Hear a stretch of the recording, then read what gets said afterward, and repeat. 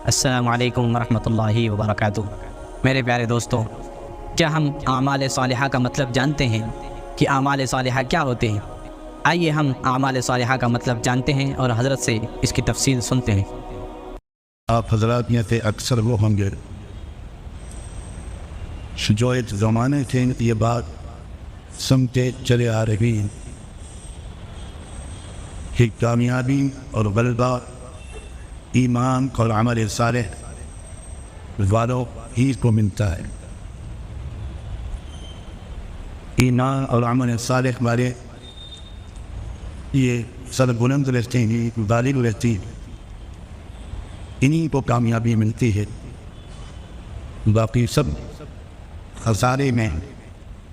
ان الانسان لفی خسر، اور دوسری طرف جو کچھ دیکھتے ہیں وہ اس کے برعکس ہوتا ہے۔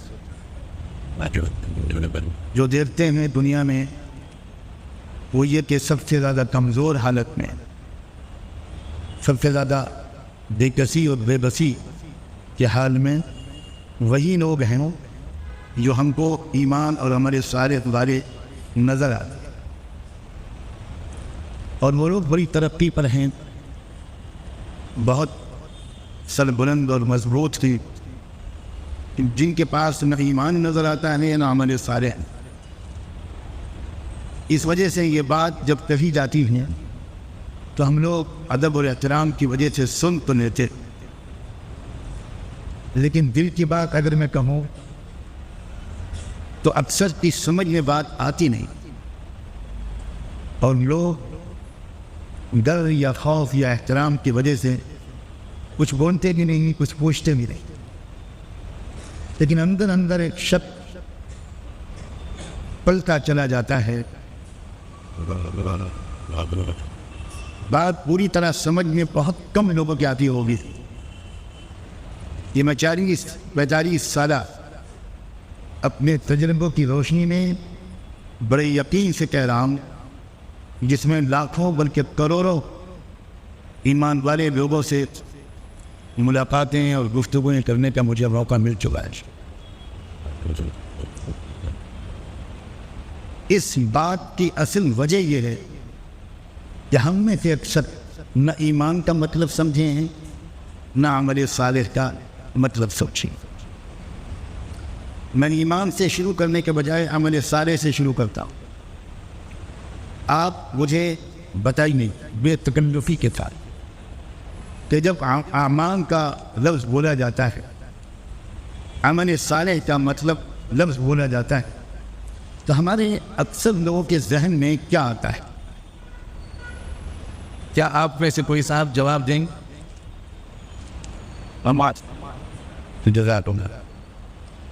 یہاں بیٹھے ہوئے لوگ جو غالباً علماء ہیں وہ یہ کہہ رہے ہیں کہ مطلب آدھا ہے کہ نماز روزہ۔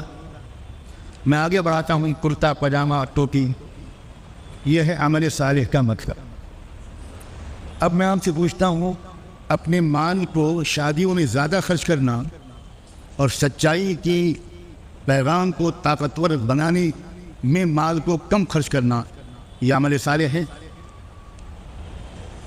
99% نماز روزے کے پابند لوگ اپنے مال کو وہاں بہت کم خرچ کر رہے ہیں جہاں بہت زیادہ خرچ کرنا چاہ رہے ہیں، اور وہاں بہت زیادہ خرچ کر رہے ہیں جہاں بہت کم خرچ کرنا۔ یہ عمل کے اندر کیوں نہیں آتا؟ یہ کس نے ہمارے دماغ میں یہ بات گھسائی ہے؟ اس شیطان کا کیا نام ہے؟ اپنا وقت صحیح استعمال کرنا یہ عمل صالح ہے کہ نہیں؟ اور اپنے وقت کو ضائع کرنا، اپنے وقت کو انفرادی اور قومی اجتماعی امت کی ترقی میں استعمال کرنا، یہ عمل صالح ہے؟ اور اپنے وقت کو صرف پیٹ و شرمگاہ کے تقاضوں کو پورا کرنے میں استعمال کرنا، چاہے آدمی تہجد پڑھتا ہو روز، میں قسم کھا کے کہتا ہوں کہ اس کے اعمال نامے میں عمل صالح نہیں لکھا ہوا ہو۔ عجیب حالت ہے، مجھے واقعی سمجھ میں نہیں آتی۔ فضول خرچی بھی کرتے ہیں اور عمرے بھی کرتے ہیں۔ جن پیسوں سے ہر سال لوگ عمرہ کرتے ہیں، ان پیسوں سے آپ 100 یتیم بچوں کو اعلیٰ تعلیم دلوا سکتے ہیں۔ 100 غریبوں کو مضبوط بنا سکتے ہیں، مگر یہ ہمارے ذہن میں ہی نہیں آتا۔ صحابہ کرام صرف نماز روزے کے بل پر دنیا پر نہیں چھائے تھے، صحابہ کرام اپنی مان کو جھونکتے تھے۔ میں نے 3 سال تک کی تحقیق کر کے یہ دریافت کیا ہے کہ سب سے کم اپنے مان کو خرچ کرنے والے صحابی اپنی آمدنی کا 60%، 60% اللہ کے راستے میں لگاتے تھے، سب سے کم۔ اور ان کو لوگ تانے دیتے تھے، ان کے دوست احباب، یار تم بہت کنجوس ہو، تم بہت بخیل۔ اکثر صحابہ 90%، 80%، یہ اکثر صحابہ اللہ کے دین کے مضبوط کرنے کے لیے، ہدایت کو عام کرنے کے لیے، معاشرے کو پاک بنانے کے لیے، علم کو پھیلانے کے لیے، اس کے لیے خرچ کرتے ہیں۔ یہ ہے عمل صالح۔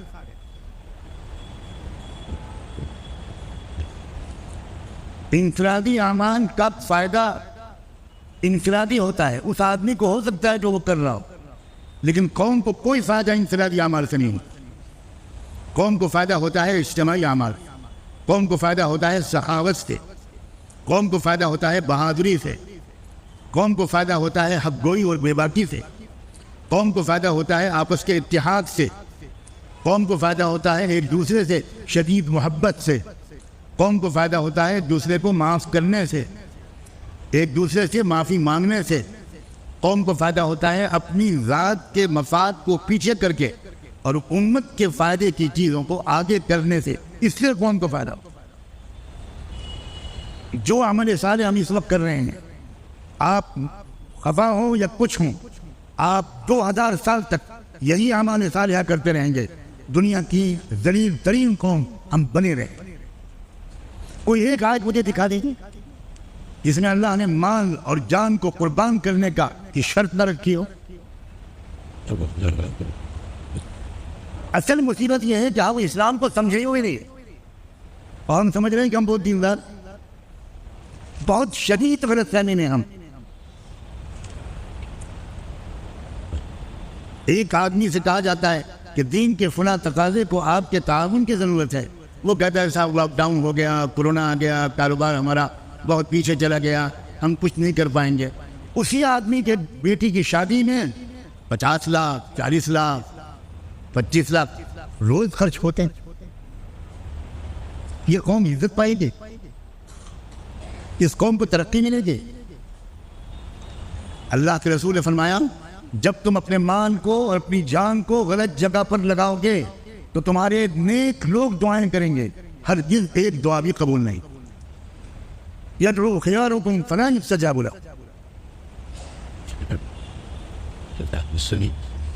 نہ حیا اور حجاب اعمال میں شامل ہے۔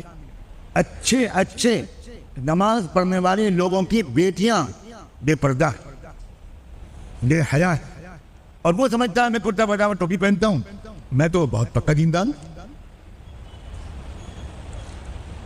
بے حیائی وہ گناہ ہے دوستو کہ اللہ کے رسول نے اس کے بارے میں فرمایا اگر تم میں حیا نہیں ہے تو جو چاہو کر سکتے ہو، تم سب کچھ کر دو، حیا نہیں ہے تو کچھ نہیں۔